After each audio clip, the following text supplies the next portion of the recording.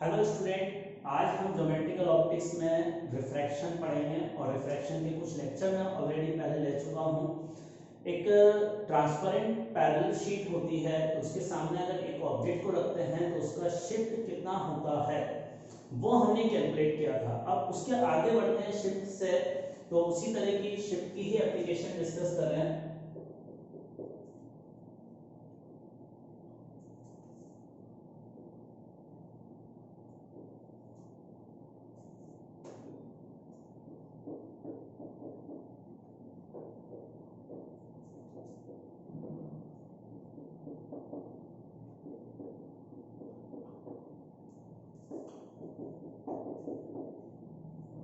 अब देखो यहाँ पर एक ऑब्जेक्ट है, इसके सामने दो मीडियम रखे हुए हैं, इसकी थिकनेस T1 है, ये एक स्ट्रिप है और ये दूसरी स्ट्रिप है। यहाँ एक ऑब्जर्वर है।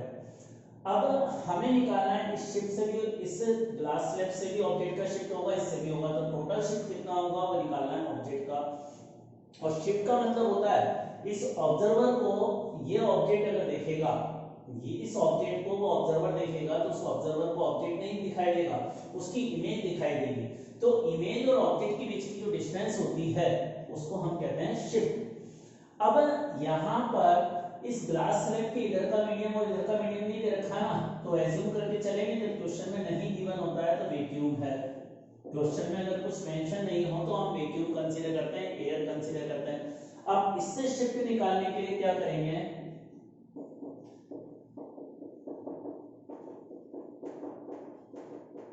दोनों शीट से अलग अलग शिफ्ट निकाल कर राइट कर दें। और शिफ्ट का हमारा फॉर्मूला क्या है, T × 1 minus mu S upon mu.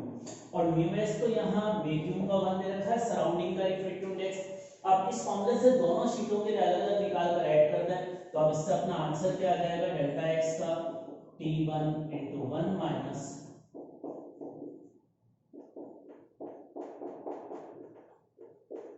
तो ये इस क्वेश्चन का आंसर।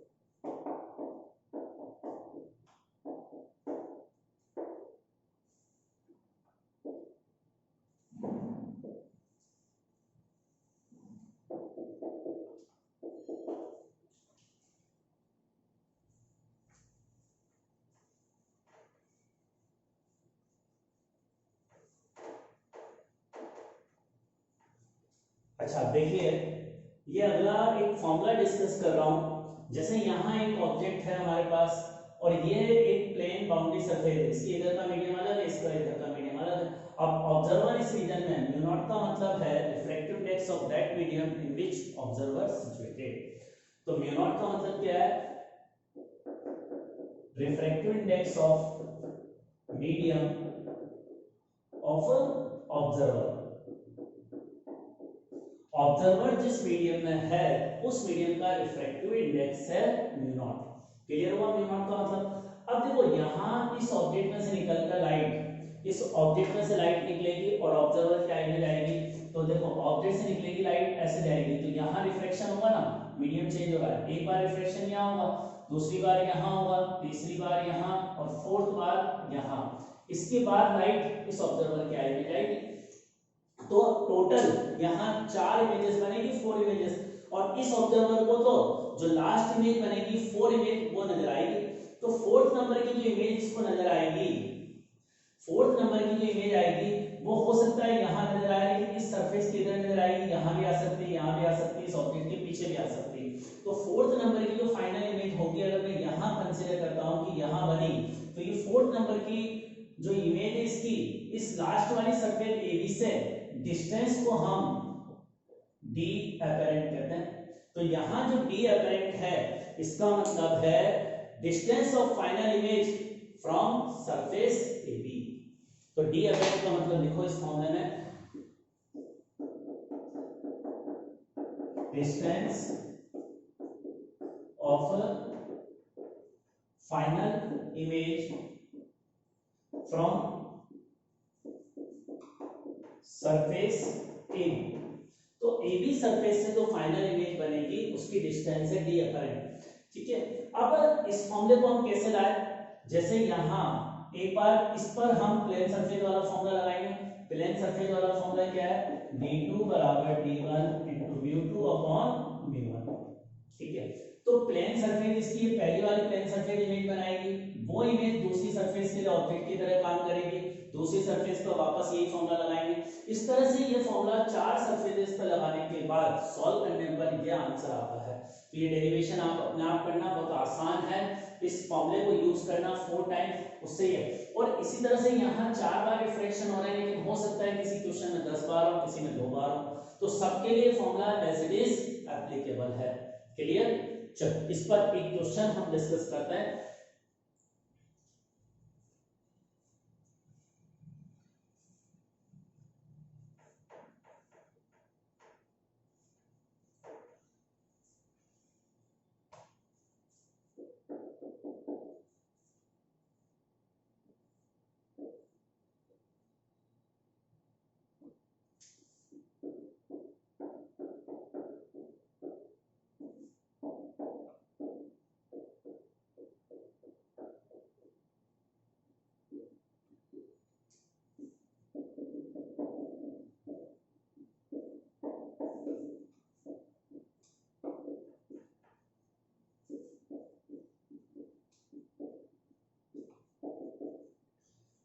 ये हमारा क्वेश्चन है, यहाँ एक ऑब्जेक्ट रखा हुआ है और इसको एक ऑब्जर्वर यहाँ से देख रहा है, तो उस ऑब्जर्वर को जो इमेज दिखाई देगी उसकी AB सरफेस से डिस्टेंस बतानी है क्या होगी।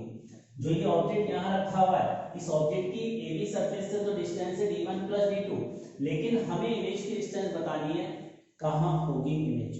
तो अब देखो इमेज की डिस्टेंस को कैसे निकालेंगे,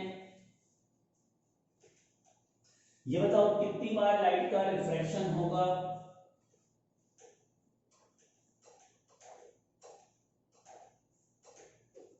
यहां लाइट का कितनी बार रिफ्रैक्शन होगा, जैसे देखिए इस ऑब्जेक्ट से जो लाइट निकलेगी, एक बार यहां मीडियम चेंज हो रहा है, दूसरी बार यहां मीडियम चेंज हो रहा है, तो 2 बार रिफ्रैक्शन होने के बाद इस ऑब्जर्वर के आई में लाइट पहुंच रही है, तो 2 बार रिफ्रैक्शन होगा। अब ये ऑब्जर्वर किस मीडियम में है, इसका रिफ्रैक्टिव इंडेक्स गिवन नहीं है, तो हम मान के चलेंगे एयर में गिवन है और एयर का रिफ्रैक्टिव इंडेक्स होता है 1, तो हमें इस क्वेश्चन में म्यू नॉट की वैल्यू 1 गिवन है। अब देखो यहाँ 2 ही बार रिफ्रैक्शन हो रहा है, तो 2 ही सरफेस है, तो अब यहां से जो डिस्टेंस आएगी डी अपरेंट वो आ जाएगी d1 अपॉन म्यू1 प्लस d2 अपॉन म्यू2 इनटू म्यू नॉट 1 है, बस ये आंसर। तो यहां जैसा ये डिस्टेंस इमेज यहां कहीं बनी है फाइनल इमेज, तो इस फाइनल इमेज की यहां से यहां तक की डिस्टेंस डी अपरेंट है, और इमेज हमेशा उधर बनती है जिधर ऑब्जेक्ट होता है। ऑब्जेक्ट यहां इस सरफेस के नीचे है तो इमेज भी नीचे ही फॉर्म होगी। तो ये हमारा कंसेप्ट।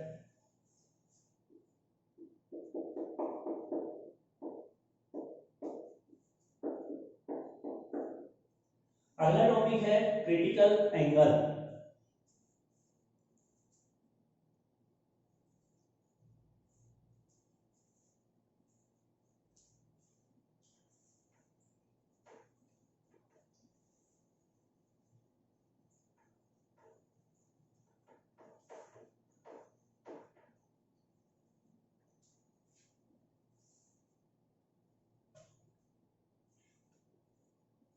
अब देखिए क्रिटिकल एंगल को निकालने के लिए, क्रिटिकल एंगल क्या होता है इसको हम समझते हैं। क्रिटिकल एंगल से मतलब ये होता है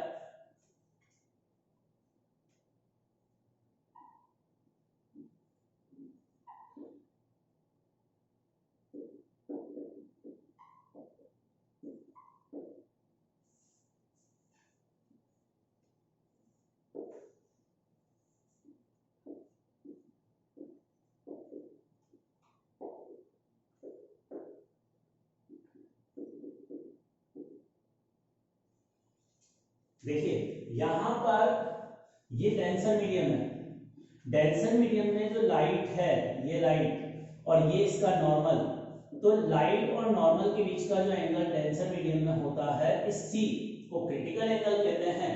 अगर यही लाइट रेयर मीडियम में नॉर्मल के साथ एंगल 90 डिग्री बनाए, अगर रेयर मीडियम में एंगल 90 डिग्री होता है तो उसके करस्पॉन्डिंग जो डेंसर मीडियम में एंगल होता है उसको क्रिटिकल एंगल कहते हैं। अब यहाँ इंसिडेंट रे डेंसर मीडियम में, यहाँ incident ray rare medium, light incident कौन से मीडियम में हो रही है उस पर ये डिपेंड नहीं करता, बस रेयर मीडियम में एंगल ज्यादा होता है, वो ज्यादा एंगल मैक्सिमम एंगल 90 डिग्री अगर हो जाए तो उसके करस्पॉन्डिंग जो डेंसर मीडियम में एंगल होगा that is called critical angle. तो लिखे हम इस क्रिटिकल एंगल की definition.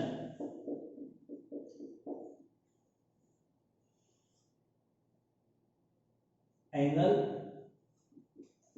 in denser medium if corresponding angle in rarer medium is 90 degree.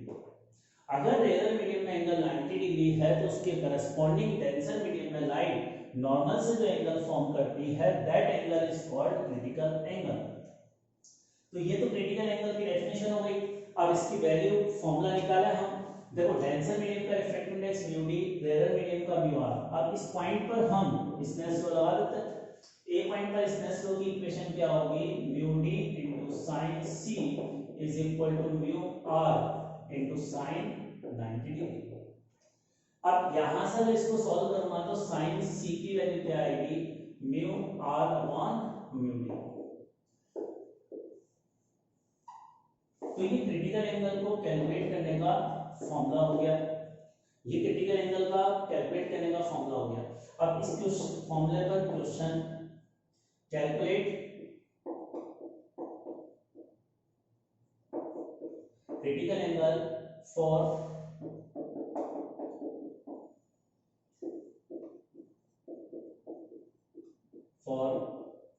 Glass and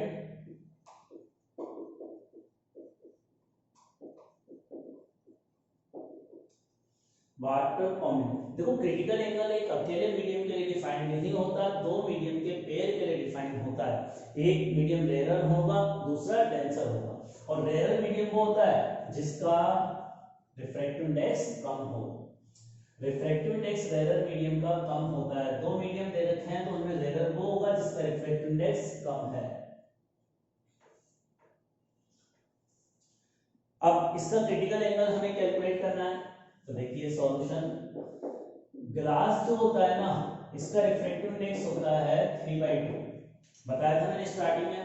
critical angle इसका रिफ्रैक्टिव इंडेक्स 3/2 है, इसको 1.5 लिख सकते हैं। जबकि वाटर जो है, वाटर का रिफ्रैक्टिव इंडेक्स होता है 4/3 और 4/3 को 1.33 लिखूंगा। अब ग्लास का रिफ्रैक्टिव इंडेक्स ज्यादा है, इसका मतलब इसको डेंसर मीडियम कहूंगा, और वाटर का कम है, इसका मतलब इसको रेयर मीडियम। अब रेयर मीडियम का रिफ्रैक्टिव इंडेक्स पता है, डेंसर का पता है, इस फॉर्मूले में रख देते हैं। तो sin c is equal to आ जाएगा 4/3 डिवाइडेड बाय 3/2, तो आंसर हो गया 8/9।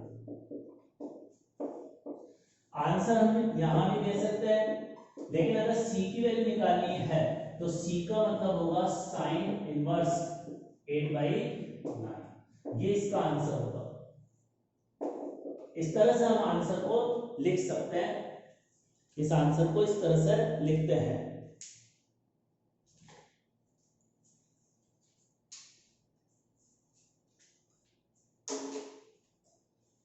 करिए नोट। नेक्स्ट, अब इसका मतलब है ना, इसका मतलब ये नहीं होता कि साइन की पावर -1 है, इसको बोलते हैं साइन इनवर्स। इसके -1 का मतलब होता है इनवर्स, ये इनवर्स फंक्शन कहलाते हैं। इसको सिंबल रिप्रेजेंटेशन इस तरह से किया जाता है।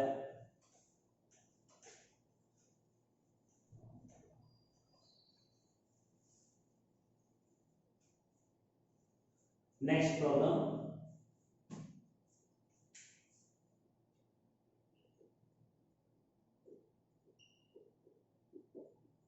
Calculate critical angle for glass. अब ग्लास के लिए क्रिटिकल एंगल निकालना है।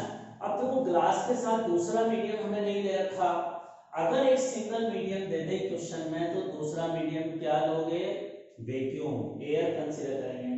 तो अगर हमें क्वेश्चन में दूसरा मीडियम नहीं गिवन है तो हम वैक्यूम कंसीडर करेंगे, और वैक्यूम वाला रेयर मीडियम होगा तो रेयर मीडियम का रिफ्रैक्टिव इंडेक्स 1 लेंगे, और म्यू डी जो है ग्लास का लेंगे, और ग्लास का रिफ्रैक्टिव इंडेक्स क्या होता है 3/2। तो now what will be the value of sin c, इसके इक्वल आ जाएगी। तो sin c को हम इस तरह से कैलकुलेट करेंगे।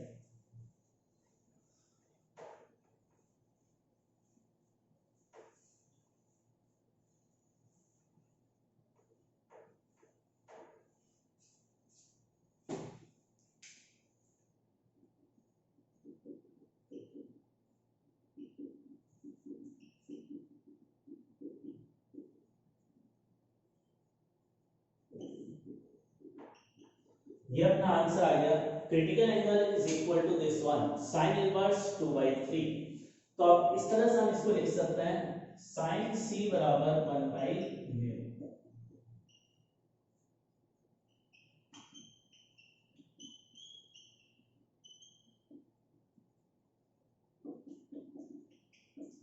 देखो क्रिटिकल एंगल के फॉर्मूले को इस तरह से लिख सकते हैं, जहां पर म्यू का मतलब क्या है, म्यू का मतलब है डेंसर मीडियम का refractive index divided by rare medium. इसको ये भी कह सकता हूं refractive index of denser medium with respect to rare medium. इस म्यू का मतलब क्या होगा,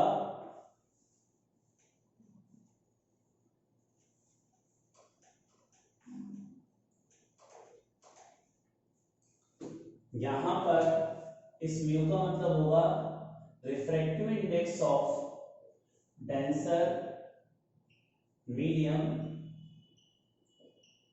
with respect to rare medium. Clear? तो यह म्यू का मतलब यहां पर इस एक्सप्रेशन में है। अब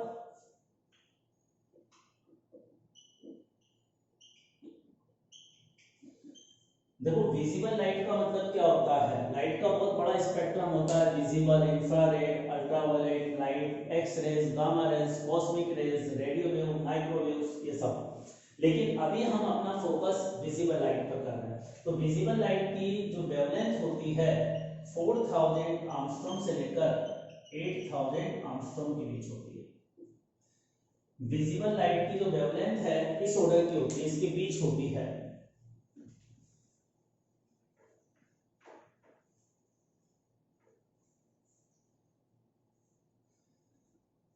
अब देखो विजिबल लाइट में जो एक्सट्रीम कलर होता है वो वायलेट और रेड कलर होता है, और वायलेट कलर की जो वेवलेंथ होती है वो 4000 एंगस्ट्रॉम होती है मिनिमम, और रेड कलर की वेवलेंथ मैक्सिमम होती है 8000 एंगस्ट्रॉम। इसका मतलब एक इंपॉर्टेंट रिजल्ट क्या आया कि रेड कलर की वेवलेंथ वायलेट कलर से ज्यादा होती है। ये एग्जाम में पूछा जाता है सीधा कि वायलेट और रेड में से किसकी वेवलेंथ ज्यादा होती है। तो इंपॉर्टेंट रिजल्ट क्या है कि रेड कलर की वेवलेंथ ज्यादा होती है। इसके अलावा अब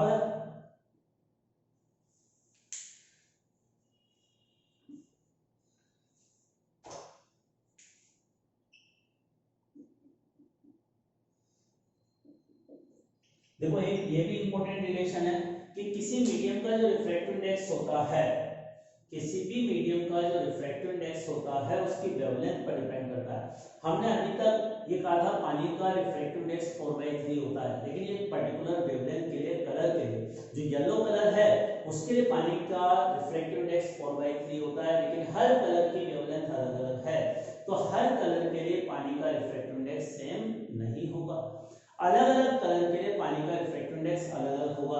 और मैं यहाँ बता रहा हूँ कि रिफ्रैक्टिव इंडेक्स वेवलेंथ के रेसिप्रोकल है। इसका मतलब जिस कलर की वेवलेंथ ज्यादा होगी ना उसका म्यू कम होगा, अगर लैम्डा बड़ा होगा तो म्यू कम होगा। अब इससे हम ये बता सकते हैं वायलेट और रेड कलर में कौन से कलर का म्यू ज्यादा होगा, किसी भी मीडियम का। किसी भी मीडियम का जो रिफ्रैक्टिव इंडेक्स होता है वो उसकी वेवलेंथ पर भी डिपेंड करता है। तो अब इस वेवलेंथ पे डिपेंड करने से हमारा रिजल्ट क्या रहा कि रिफ्रैक्टिव इंडेक्स जो वायलेट कलर के लिए वो ज्यादा होगा रेड कलर से, रिफ्रैक्टिव इंडेक्स वॉयलेट कलर का रेड कलर से ज्यादा होगा। अच्छा यहाँ है ना, एक्चुअल में ये फॉर्मूला नहीं है mu is proportional to 1 upon lambda. इसका कुछ फॉर्मूला इस तरह का आता है, किसी भी मीडियम का refractive index a plus B upon lambda square के प्रोपोर्शनल होता है। तो बेसिकली इसको है ना याद रखना इस तरह से आसान होता है कि जिसका लैम्डा ज्यादा है उसका वेवलेंथ कम होगी, जिसका लैम्डा ज्यादा है उसका रिफ्रैक्टिव इंडेक्स कम होगा। तो बेसिकली रिलेशन यह है म्यू और लैम्डा में, और ए और बी कांस्टेंट पैरामीटर होते हैं फॉर गिवन मीडियम। एक पर्टिकुलर मीडियम के लिए ए और बी कांस्टेंट पैरामीटर होते हैं। तो वॉयलेट और रेड कलर के वेवलेंथ रिफ्रैक्टिव इंडेक्स में ये रिलेशन है।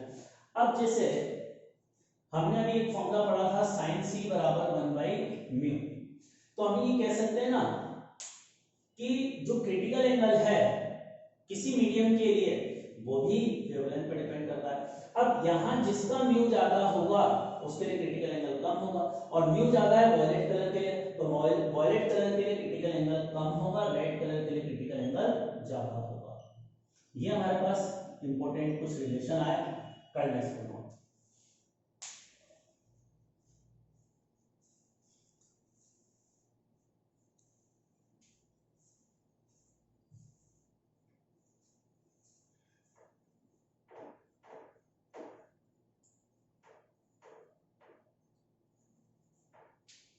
लिखो एक क्वेश्चन,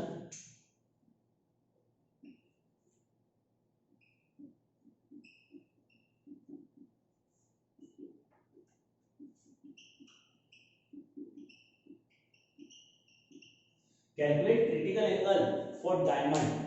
डायमंड का क्रिटिकल एंगल बताइए क्या होगा।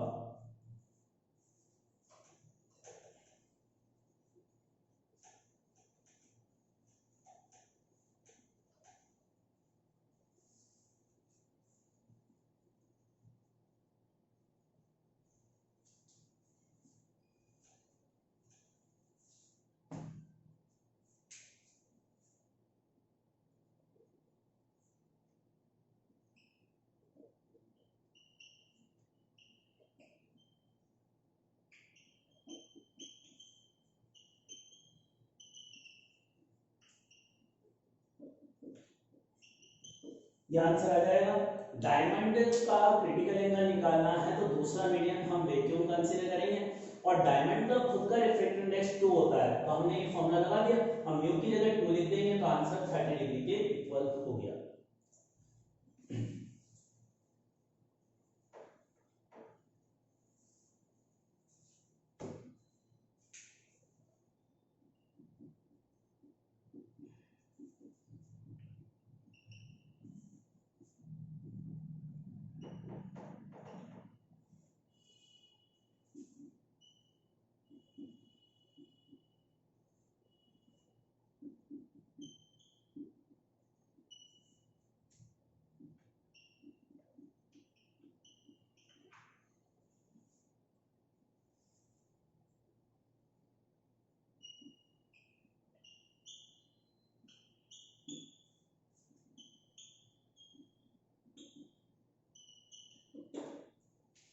देखो अब PIR के लिए ये कंडीशन है कि if angle of incidence is greater than critical angle in denser medium then light reflect 100%, that is called total internal reflection, और शॉर्ट में हम इसको कहेंगे TIR, टोटल इंटरनल रिफ्लेक्शन।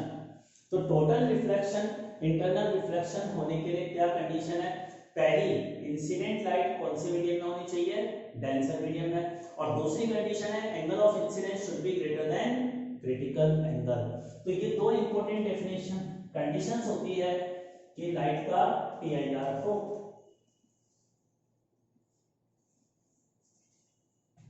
इसको डायग्राम से समझते हैं।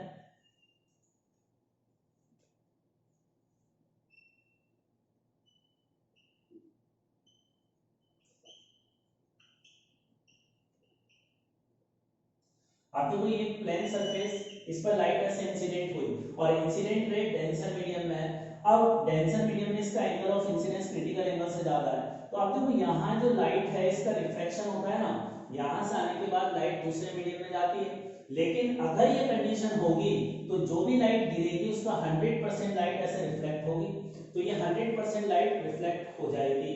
और जब अगर रिफ्लेक्शन हो गया तो रिफ्लेक्शन के जो लॉ है वो एप्लीकेबल होंगे, मतलब angle of incidence is equal to angle of reflection, तो ये एंगल भी आई होगा। और रिफ्लेक्शन में हमने डेविएशन कितना लिखा था, जैसे लाइट जा इधर रही थी ना और इसका डेविएशन ऐसे हुआ तो ये एंगल ऑफ डेविएशन है, और एंगल ऑफ डेविएशन क्या आएगा, पाई माइनस 2i के बराबर। तो इस कंडीशन में डेविएशन इसके बराबर होगा, PIR होने पर डेविएशन ये हो जाएगा।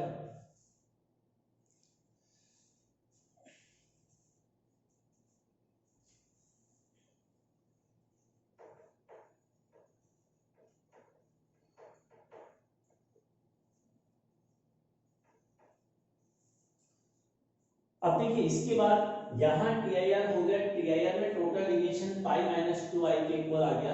अब इस चीज को समझते हैं हम कुछ डायग्राम से।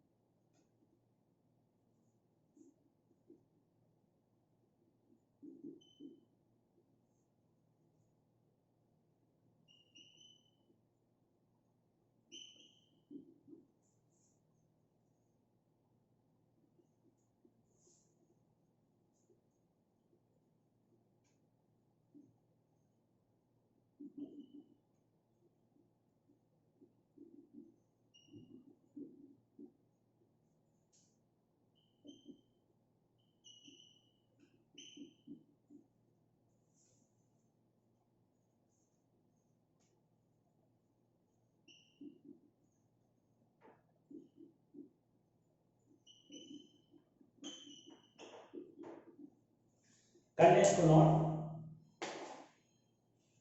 अभी हमने अलग अलग एंगल ऑफ इंसिडेंस कंसीडर किया है। मैं ये देख रहा हूँ इंसिडेंट लाइट हर डायग्राम में डेंसर मीडियम में इंसिडेंट हो रही है।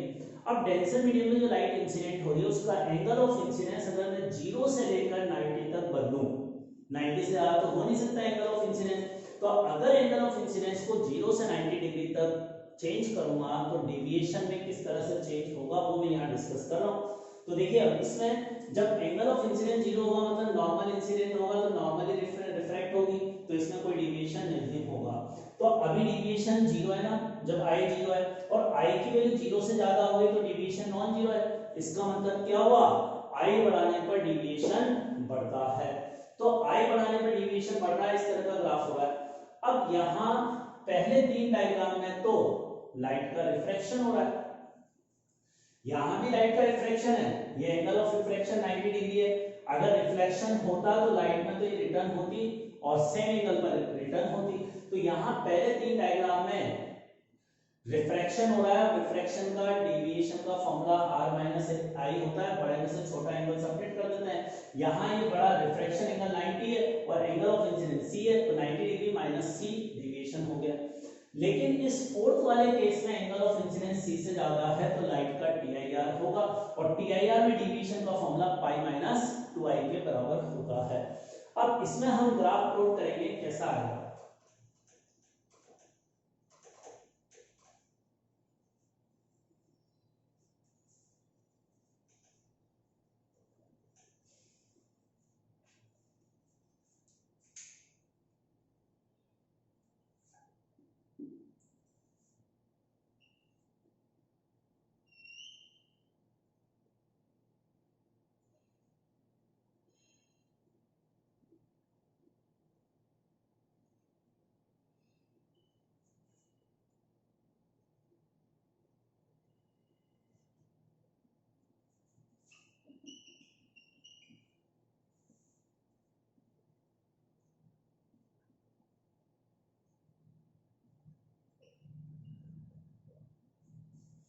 अब देखो ये डेविएशन का ग्राफ थोड़ा डिफिकल्ट है, इसको समझने की कोशिश करते हैं।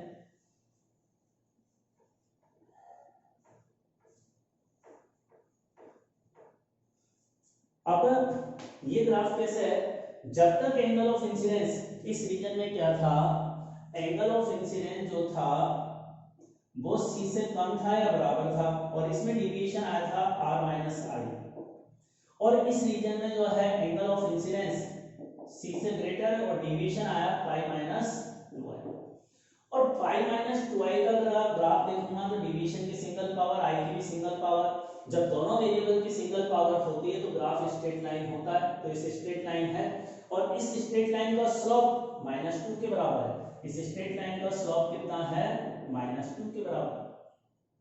अब देखो यहाँ i की वैल्यू कम से कम, i बढ़ाने पर डेविएशन कम हो रहा है ना, i अगर 90 डिग्री रखूंगा तो डेविएशन 0 हो जाएगा, इस पॉइंट पर 0 हो रहा है, क्लियर।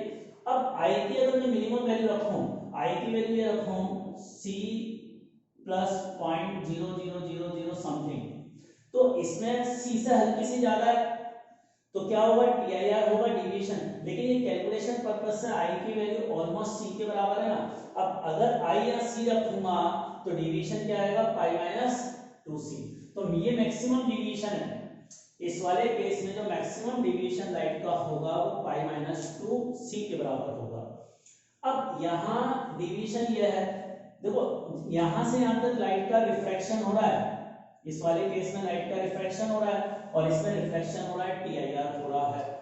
अब जब लाइट का रिफ्रैक्शन हो रहा है ना तो ये ग्राफ जो है कर्व है, जबकि टीआईआर में ग्राफ स्ट्रेट लाइन है। अब कर्व होने का रीजन है डेविएशन ये है, लेकिन आप यहाँ कहोगे सर डेविएशन की यहाँ भी सिंगल पावर, आई की सिंगल पावर, तो ग्राफ स्ट्रेट लाइन होना चाहिए, नहीं, आर भी तो वेरिएबल है, यहाँ तो आई और आर डेविएशन के अलावा सब कांस्टेंट है, लेकिन इसमें आर वेरिएबल है, और आर तो स्नेल्स लॉ से कैलकुलेट होगा ना, आर की वैल्यू से निकालूंगा mu R into mu D into sine R into sine are.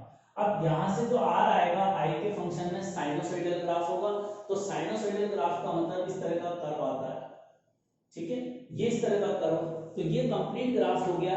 और इसमें जब क्रिटिकल एंगल के बराबर होता है तो डेविएशन मैक्सिमम होता है रिफ्रैक्शन में, और वो इसके बराबर है।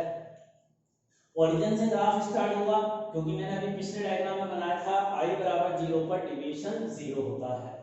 अब ये ग्राफ तब है जब इंसिडेंट रे कौन से मीडियम में हो, denser medium, if incident ray is in denser medium.